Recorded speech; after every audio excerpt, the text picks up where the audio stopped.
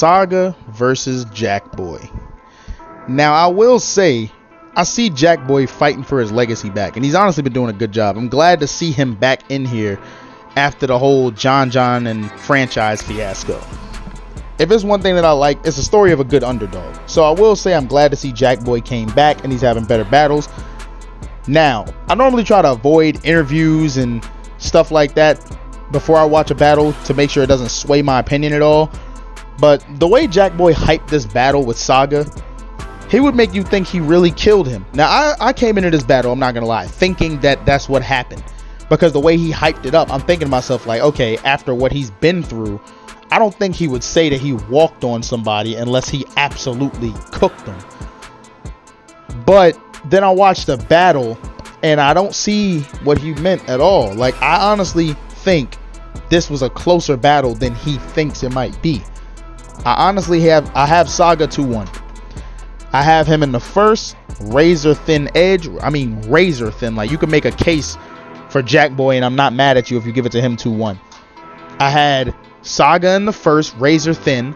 I had him in the second, slightly more clear, but also still only an edge. Now, the third was clear-cut Jakkboy, and it wasn't close. I will say Jakkboy definitely came with it in this battle. I just feel like Saga was just a little bit better than him in those first 2 rounds. In the third round, I don't know what happened, but I feel like those first 2 rounds, Saga was better than him.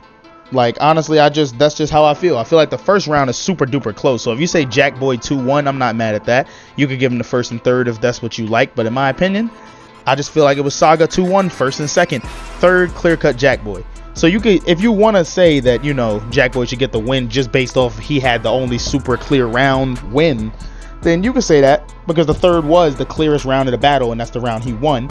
But I just feel like Saga got him in the first by just a little bit. Like the first was like a 10-9 in favor of Saga, and then the second was like a 10-8 in favor of Saga, and then the third I feel like was a 10-4 in favor of Jakkboy.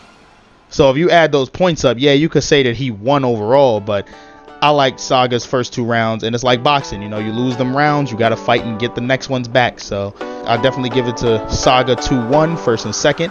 Jakkboy definitely came back fighting. But yeah, this was a decent battle. They made it make sense, even though I thought it didn't going into it.